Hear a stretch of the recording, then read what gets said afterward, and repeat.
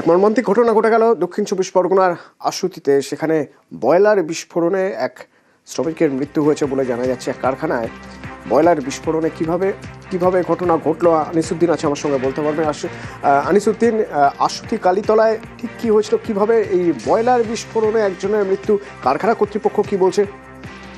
একেবারে দেখো, যে আশুতি কালীতলা এলাকা রয়েছে সেখানকার ছটা ফোর্ট এলাকার একটি জিন্স কারখানার যে স্টিম বয়লার থাকে, সেই স্টিম বয়লার হঠাৎই বিস্ফোরণ ঘটে এবং সেখানে এক কর্মীর মৃত্যু হয়েছে। অশোক সাহস নামে এক কর্মী, তার মৃত্যু হয়েছে বলে জানা গেছে, যেটা স্থানীয়রা এবং প্রত্যক্ষদর্শীরা জানাচ্ছেন যে এই কারখানায় জিন্সের যে কাপড়, সেই কাপড় ওয়াশ হয় এবং তার জন্য যে স্টিম বয়লার, সেই বয়লার চলছিল এবং হঠাৎই প্রায় দুপুরেই এই বয়লার বিস্ফোরণ হয় এবং সেখানে থাকা একজন কর্মী গুরুতর জখম হয়। পরে তাকে হাসপাতালে নিয়ে গেলে সেখানে চিকিৎসকরা মৃত বলে জানায়। তবে এই যে মৃত শ্রমিক, তার বাড়ি বর্ধমান এলাকায় বলে জানা যাচ্ছে এবং অন্যান্য যারা শ্রমিকরা ছিলেন এই কারখানার মধ্যে তাদেরকে উদ্ধার করা হয়। তবে পুলিশের পক্ষ থেকে জানানো হয়েছে যে ইলেকট্রিক এবং এই স্টিম বয়লারের কোনো ত্রুটির কারণে বিস্ফোরণ ঘটতে পারে। তবে ঘটনার তদন্ত শুরু করেছে আশুতি কালীতলা। সে সময় কতজন শ্রমিক সেখানে কাজ করছিলেন তখন, আনিসুদ্দিন?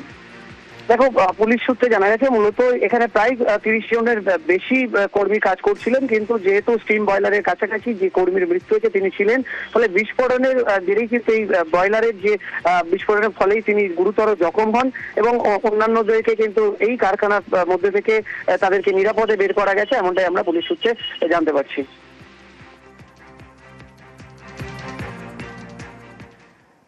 এই যে বয়লারটা বাস্ট করেছে, এটা জাস্ট মিনি বয়লার, এর চেয়ে বড়ো বয়লার নাকি আছে সাইটে। এটা বাস্ট করলে এটা এলাকাটা একটা মানে সংকটে হতো এবং আমি চাইবই কারখানার মালিকে ওর শাস্তি হোক। যিনি মারা গেছে তিনি কি কাজ করছিল শ্রমিক? এখানে শ্রমিক, ওর বাড়ি শুনলাম বাঁকুড়ায়। এর আগে একটা কারখানা আগে বাস্ট হয়েছিল অ্যাক্সিডেন্ট, সেটা হচ্ছে জববারের কারখানা শুনছিলাম, সেটাকে ধামা চাপা দেওয়া হয়েছে। এই যে বয়লার মেশিনে কি কাজ হতো? এগুলো জিন্সের কাপড়ে ওয়াশ, এসবগুলো যাবতীয় কাজ হতো, গরম জলের কাজ হতো।